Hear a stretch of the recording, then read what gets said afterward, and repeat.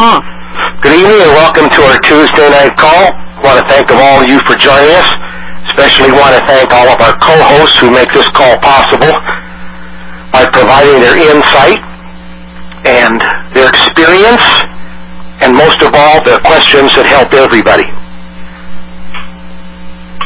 In going through some of the emails that I've received in the last couple of weeks, I missed a few, and I apologize, and I'd like to address those tonight before we get started.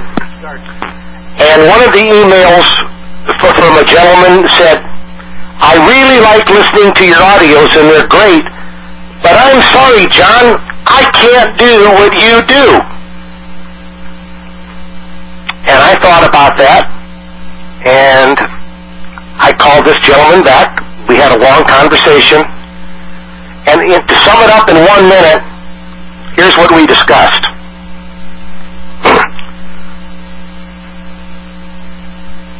I asked him not to try to be like me.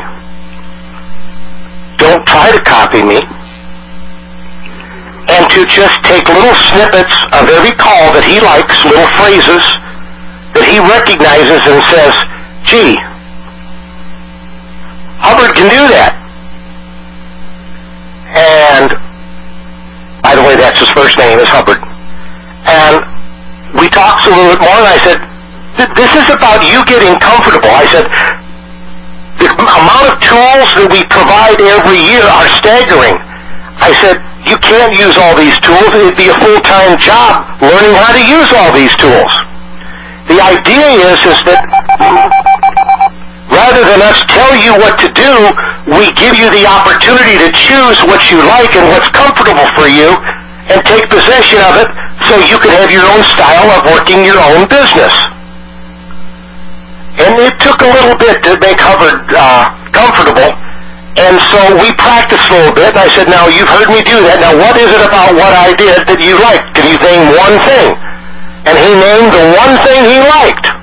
And the question that he liked, I even wrote it down, is he liked the question, what is attractive to you about owning your own business? He thought that was just peanut butter and jelly. So I said, okay, that's yours, Hubbard, from now on. Take it.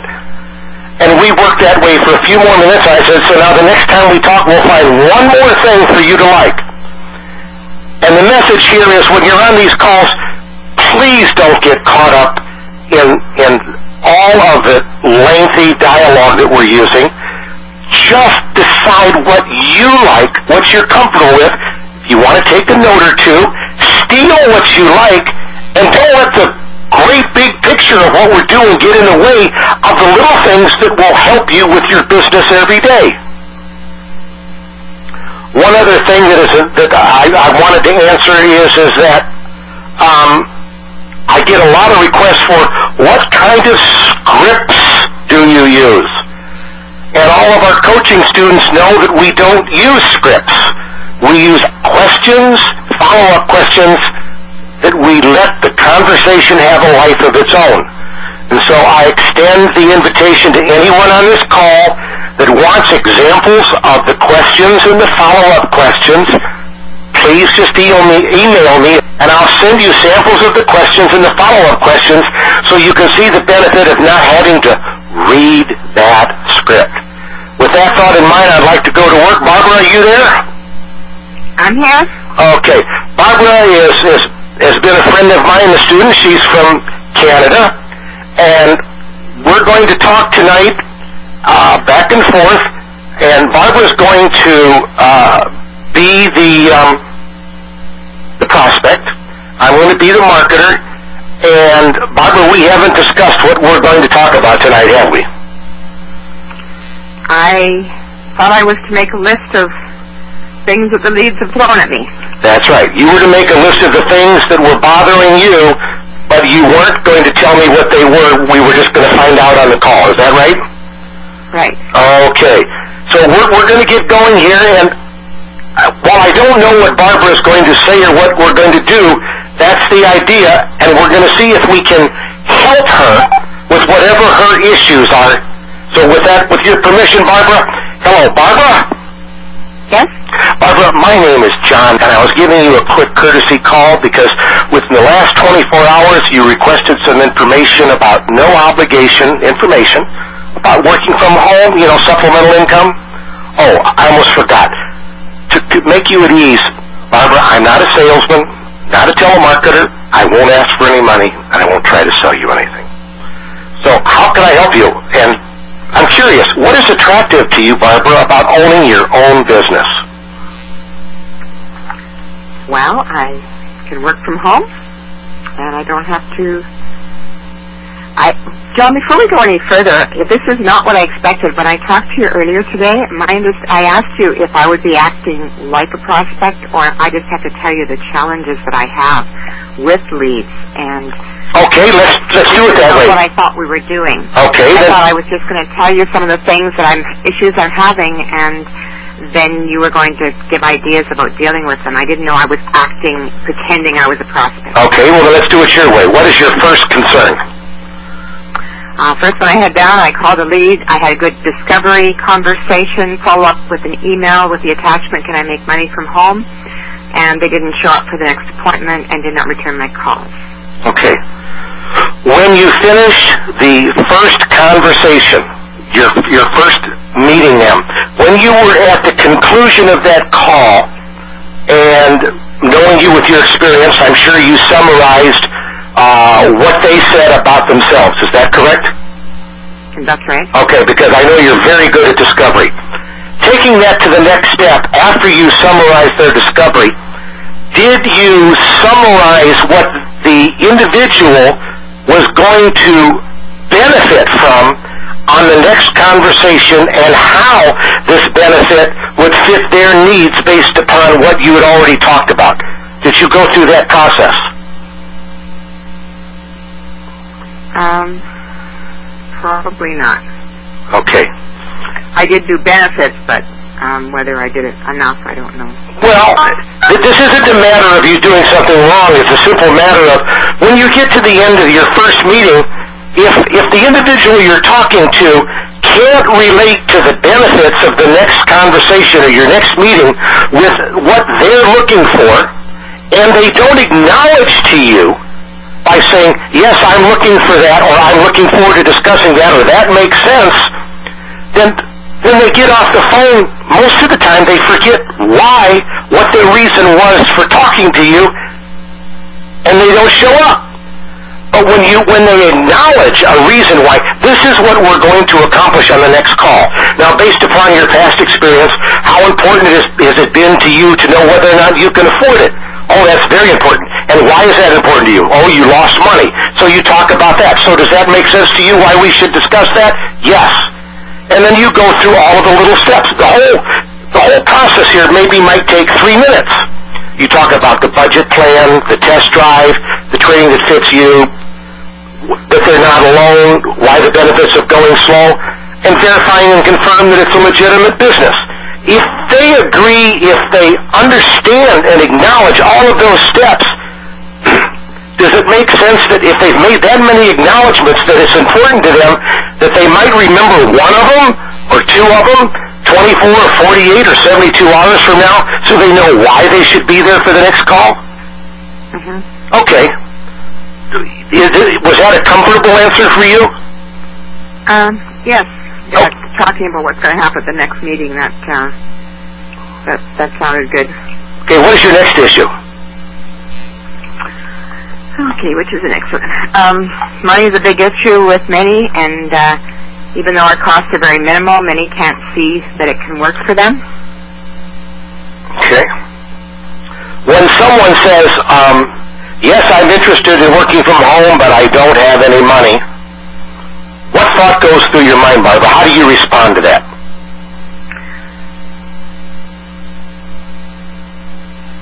I asked them if they've ever had a business before where they had to invest any money, to find out if they've had lost money in the past.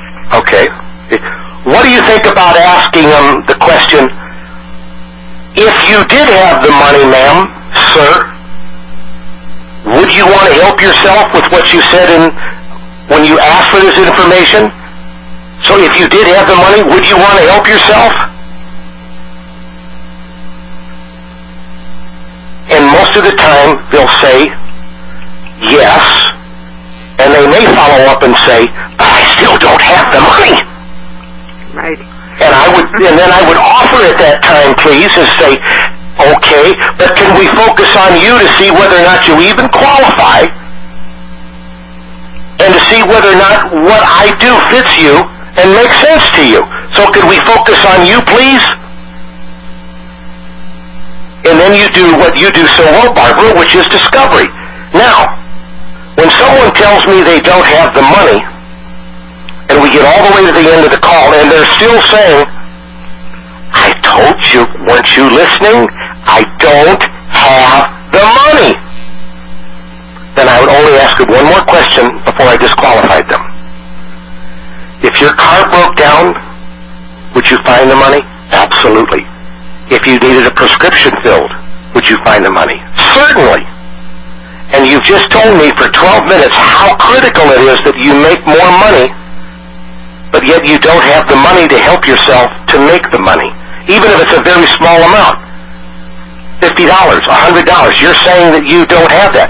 It sounds like we've missed something here. What have we missed? What are you not comfortable with? Because you could certainly fix your car or get a prescription for that amount, couldn't you? Well, yes, I could. So what's really holding you back? What's really preventing you from helping yourself? What is it that I haven't answered? And if it goes any farther, I'd say, what do you need? What do you need to be able to help yourself? What is it that's, that you're not hearing? And if they give you a good answer about knowledge, support, whatever, you can help them. If they don't give you an answer, then I try to be as gentle as possible and say, well, with all due respect, sir, you've disqualified yourself. I'll send you the information. You're certainly welcome to look at it. And if your circumstances change, please feel free that I'll be more than glad to help you. I wish you the very best. Good night. Is that an interesting one this week, too, who she just wanted me to give her a website that she could look at. Give me a website right now. That's all I want. And so I tried to do the discovery. And then she finally said, well, I'm at work, even though I asked her if she had time to talk earlier. And I said, well, when is a better time I can call you? And she said, just give me an email. And I said, well, I really would like to get to know you a little bit better first. Can I call you back another time? And she finally just hung up on me because I wouldn't give her a website. Okay. When someone uses the classic, look, I don't have time to talk to you, send me the information, and I'll call you if I'm interested. I don't mean to disappoint you, Barbara, but I send them the information, and I don't waste my time, because they've told me many things in their mindset. They're tire kickers. They're not serious. They've probably never been serious, and they probably can't change with their mindset because they're so adamant about it. Sometimes when their voice is a little softer, they're not so demonstrative. When they say that, I'll say, well, with all due respect, I don't even know if you qualify or what if I have fits you or not. So could we focus on you for a minute or two? And if they come back and say, I don't have the time, then I'll try one more time. Well, when will you have the time so I can focus on you? And they'll say, look, all I want is the information. Then if that's what they want, I gracefully bow out, I give them the information, I don't call them back. Mm-hmm. I leave a very nice note with the information. Thank you for your time. I see how busy you is. If your circumstances change that I could ever be of assistance, here's my number. I will take your call, and you're always welcome. Bless you, and good luck to you in your search. Bye.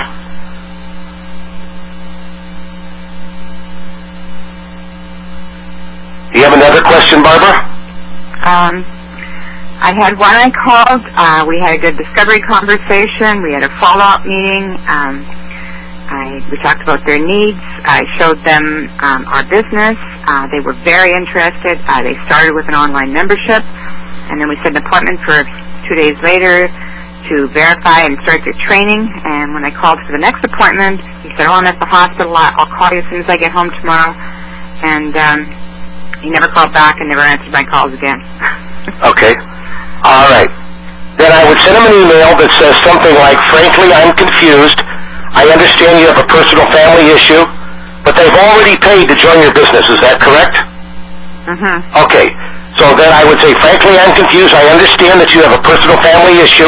Please know that you have my support. Here's my number, and I'll be very glad to proceed and help you with this process, especially to help you with your financial issues, which seem to be very important. So just basically sending your warmest regards, your care, your concern over his family issue, and then I would give him at least a week before I sent him an email and said, how is the situation with your family issue? Has it been resolved? Are you ready to get started?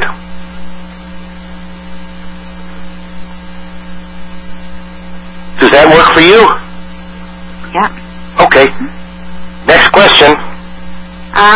Some have tried other programs. Like this one particular one I talked about, she tried something called ClickBank. She paid $95, and then she had to pay another $250 to get more programs, and she didn't make any money. So now she's so skeptical that I don't know why she was even looking. Okay. With a prospect like this, I would approach them from the standpoint of risk avoidance, not being a risk taker. Mm-hmm. And I would empathize with them saying, I understand that you took a risk and you got burnt, and it sounds like to me like you don't need to take any more risks. Is that true? You know what they're going to say. Yes. So if I could show you how you could test a business, try the product, realizing that there's no question asked, refund, 100%. If I could show you how to do that, would you want to help yourself? And maybe you could ask better questions, and I'll be glad to help you, so you can make sure whether or not what I do fits you or not before you make another decision, so you don't have a bad experience like you had before. Because it sounds like you didn't have the opportunity to verify everything, you didn't know whether or not you could afford it, and you go down the punch list. Wouldn't you like to have a plan? Wouldn't you like to know that the support is there? And you're not alone, and to go slow? And if she wants all those things, and you're showing her that she doesn't have the risk, then there's only one question to ask.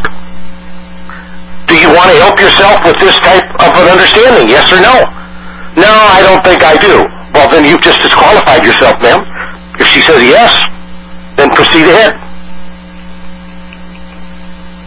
Okay. Does that fit you, Barbara? Yes, I think so. Because I know how good you are with discovery dialogue, so I want to make sure that this is comfortable for you. Mm-hmm. Okay. By the way, everyone, Barbara is one of those marketers that in our class, she sends me emails and she discloses everything that she discovers about her prospects that she talks to, which she puts them in such an order that you can tell that her discovery is very deep and she discovers the why. So she's really superb at the discovery process, and now what's her next step is this transition to the opportunity being a little more smoother, and I think that's why we're talking tonight about this, aren't we, Barbara? Yes. Okay, next question, please. This is a little bit later in the process. They've already joined our business, but they can't handle a rejection, even though you've warned them that, if you run out before you're trained and talk to your friends, they're liable to say no or tell you you're doing something silly, but they still do it, and they just can't handle a no. Okay. Would it make sense to folks that have the fear of rejection, self-esteem problem that's so significant that they quit before they get started, to use the approach of, well, why don't we just focus on the fact that they have no risk by trying the product, and let's just talk to people about them helping themselves, trying the product, and I'll show you how to do it to avoid rejection so you won't be going to the opportunity. And when it comes time to talk about the opportunity, since I'm your sponsor, would you like to work together until you get confident to do that? In the meantime, we'll just focus on product users and referrals, and you can get enough money to pay for your product and get comfortable and get some confidence, realizing that you don't have to worry about rejection. How does that sound to you? Would you like to try that? I'll be glad to show you how we do it. I just got to learn how to say it, that's all. Oh, girl, don't do that to me after everything I've heard you do. Don't even go there. This is on tape. You'll hear it once and you'll have it down pat. Yeah. Next question. Kind of jumping all over the place here, trying to pick the best ones first. Absolutely. Many wish to make money but are not committed enough to do any work and then wonder why they aren't making money. They think it will just fall out of the trees. Okay. When you find someone that basically tips their hand that they're looking for something for nothing, there's really nothing wrong with saying, do you really feel you have the desire and the interest and the commitment to put in 15 hours a week learning a new career? Can you make a commitment like that? And by the way, for 2 years? Because if you have nothing, it doesn't hurt to ask that tough question and save yourself a lot of frustration. It's your judgment call. It's based upon your intuition in listening to their voice, the way they're talking, their tone, their attitude. Does that make sense? Yep. Okay. And the rest are just, I don't think they're that important. Okay. Like the leads, many leads say they never requested information and did not do an interview to verify their info and their desire to work from home. And then sometimes the lead profiles will say they can invest $400 in 20 hours, but many say they cannot do one or the other or both. Okay, well, let's answer that question. When someone says, "Why, I wasn't interviewed," no, I didn't have a call. I just go through the checklist. So you weren't wanting to replace your incomes. You were worried about losing your job. You said you don't have $400. You didn't say the best time to call was in the morning. You didn't give us your IP number off of your computer. Is that true? And if they say, "Yep, that's right, I don't know where you got that information," I'd say, well, then with all due respect, you've disqualified yourself. I wish you the very best. And when that does happen, and people have that type of mindset, really, my heart goes out to them, because it's real clear that they were surfing the internet. They are desperate. They're looking for a miracle. They filled out maybe 5, 10, 15 different things. They have no idea what they were doing in the process. And now that they're getting calls, they are absolutely petrified and overwhelmed. And they really didn't tell the truth when they were spoken to because they were too embarrassed to tell the truth. Now they're even more embarrassed getting all these calls. And as I said, I'm extremely patient with them, and I do everything in my power to say, maybe you were looking for a job. Yeah, I was looking for a job. Well, then, when you're on the internet, don't fill out anything about working from home from a business. Fill out things that only says J-O-B. Okay, thank you very much. And try to help them, because goodness knows they need the help. Does that answer your question, Barbara? Yeah, and the other question was the same. It was just many people are just looking for a job. They're not yes, ma'am. wanting to pay any money. They just want a job. That's right. And it's because they weren't listening when they were filling it out. They weren't even listening when they were interviewed, that they still don't know what they did. And I just empathize with them. And I usually make a huge effort when I hear that because I feel sorry for them.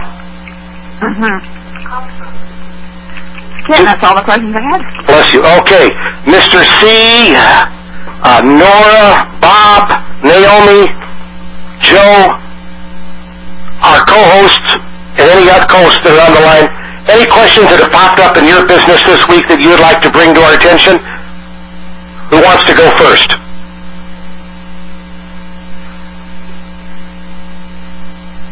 Anybody? John? Yes, sir. The one that Barbara talked about earlier, I don't have the money, that seems to be a big one. And are there any other questions we can ask, maybe 3 or 4 different scenarios that you can give to I don't have the money? There are a lot of other options. Unfortunately, asking him, would you do it if you did have the money to help yourself in order to get some of the things that you said you wanted, and to improve your financial situation, if you want to add that on to the end of it. But the point is, if you had the money, would you do it? If they say no, then you need to disqualify them. That's what sorting is all about. Okay. Okay? Anybody else have anything that came up this week that you'd like to talk about? John, this is Damien. Yes, sir. I've got a question. My question for you is this. If a lead tells you that they made an appointment to talk to someone else about a home-based business already, do you continue to pursue this person, or do you disqualify them? The first question I would ask him is, since I'm not going to sell you anything, ask you for any money, would you like to know what your options are? Would you like to have an option? Oh, okay. So offer them an option. Yeah, would you like to know what's out there? And would you like to know what opportunities are available that can eliminate risk? How do you feel about risk? Would you like to know that you could try something and get your money back if it didn't work? Would you like to know how that works? Would you like to know what kind of support is out there to make sure that support fits you? Do you know what questions to ask when you're doing your exploration and looking into a business? Would you like to know what questions to ask to help you whether you are interested in my opportunity or not? Because I'll be glad to focus on you and help you and ask for nothing in return. Would that be of interest to you? If that don't get him, you need to just move on, Vern. Okay? All right. Bless you. And say hello to your mom for me, will you? Will do. Okay. Anybody else have a question or a comment? I have a question, John. This is Marlon. Yes, sir. I forget the young lady who was speaking. She did some of the questions she was asking, which were great questions, by the way. She mentioned that there was a lot of leads that they didn't know anything about filling out the information. In your experience, what percentage of the leads that you have usually say that? What percentage of the people say that when I work a lead? Yeah, is that your question? In your experience. So your question is how many people say I didn't do this or I didn't fill this out? Is that your question? Correct. I would say conservatively 50-60%. And if you ask and say, well, did you provide this? Did you provide that? Usually by the time you get to the third or the fourth clarification, they'll come around and say, oh yeah, I remember that. Okay, so could we focus on you now? Have your circumstances changed since you filled out this? Here's one for the gentleman who asked about what else could we do, but they said I don't have any money.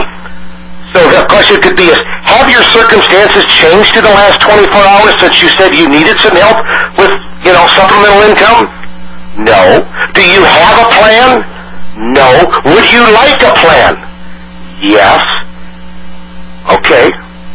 So if you had the money, would you do it to help yourself? Well, sure I would, because you've qualified it with those 3 or 4 questions in front of it. That's another suggestion. Thanks. You're welcome. Anybody else have any questions or comments before we go to the next part of our program? Okay. Naomi? Yes, John? Okay. Naomi and I go back, there's so many years we don't even keep track anymore. And Naomi had a wonderful question. When we were talking as friends, she said, with my mom and everything that's been going on with the family, I haven't had a life of my own now for, the better part of 6 or 8 months, but it looks like things are beginning to settle down and Mommy's going to be okay and she's going to be able to live by herself. I need to get back in my business, and quite frankly, John, I'm not sure I know where to start. Is that kind of like what we were talking about, Naomi? Yeah. You hate it when I remember what you say, don't you? Okay, so I thought her question was one of the most sincere questions I've heard in a long time. Whether it was 6 months or 8 months or whether it was just a couple of months, how do you restart your business? What do you do? And the answer is really straightforward. If you'll just look at it from the standpoint of, I don't remember what I know, I don't remember what I know how to do, and write down what you know how to do and you're comfortable with. What is it that you remembered that you were good at? May take you 5-10 minutes. But get it down on paper and say, okay, now based upon what I know how to do, and I've already been working the business, what is it that I'm still not comfortable with or I need to work on? And you make that list.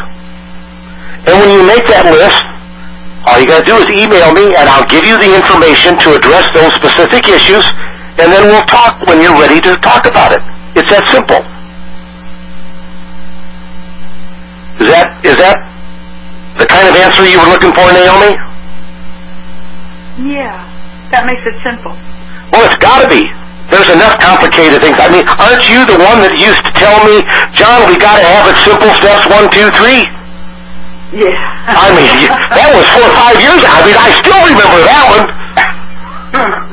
All right, so we're going to keep it simple. Anybody else have a question before we close down for the night? I'm going to open up the call to our guests here. One moment, please. All callers are unmuted. Anybody have a question they would like to ask, please? John Bob from Pennsylvania. Yes, sir. I have a continuing problem over the months. I have people who have opted in to learn about different businesses. 100, 200, 300,000 people, doesn't really matter. What I'm experiencing, no matter what time I call, morning, afternoon, or evening, I'm only getting an 8% answered call live. Okay, they just don't want to answer their phone. A lot of times it's just you hear it ring once and it automatically goes into voicemail. So typically 100 names will take me, I guess 100 names will take me a few hours to go through properly. I got a system, it's a generic system, which automatically you load the leads in the computer, and computer makes the call. If someone answers, which is again 8%, I'll speak to them live. And a lot of times I am very successful in getting people to join the free system. However, what I failed to do is really qualify the people as to why they're why did you join the business? What are you looking for? What are your reasons? But with this other system I have, it makes 8 times the amount of calls. But the result is all the same, because the system will in fact send out an email and a voicemail. And people actually join with the free program. People do actually join. But when I call them back, they're still reluctant to answer the phone live. That's my problem, getting people to answer the phone live and returning my calls, returning emails I'm sending out.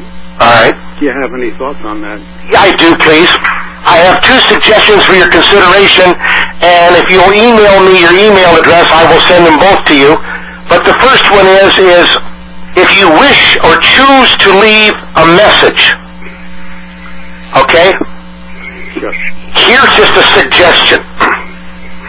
Hi, this is so-and-so. I'm returning your call because you asked me to contact you requesting your information. And by the way, this is not a sales call. Could we talk about 8 p.m. this evening? By the way, if you've already found a solution to your financial issues, congratulations. If not, let's talk and see if you qualify for a business of your own.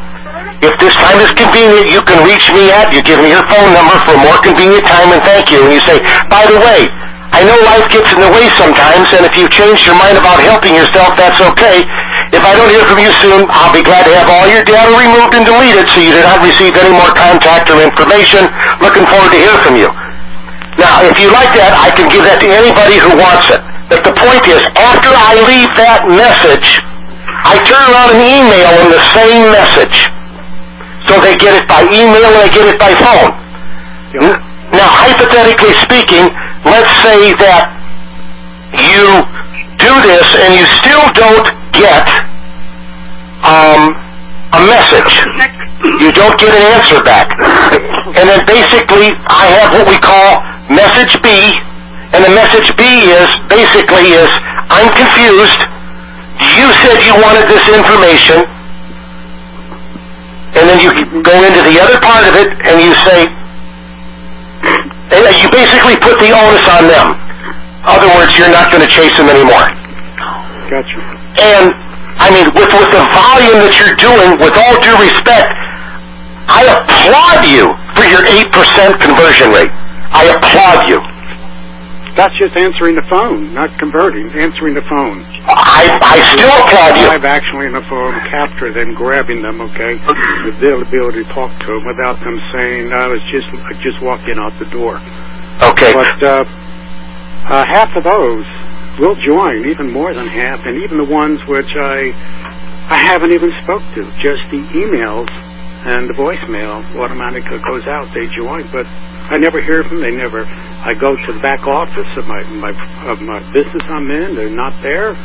They're not doing anything. So I'm qualified. With the 4% conversion rate, you are envied by about 98 or 99% of the marketers in this country. Okay. You have to be here, otherwise you're going through your room. All right. Eat at the table and stop sitting. Congratulations. Anybody else have a question?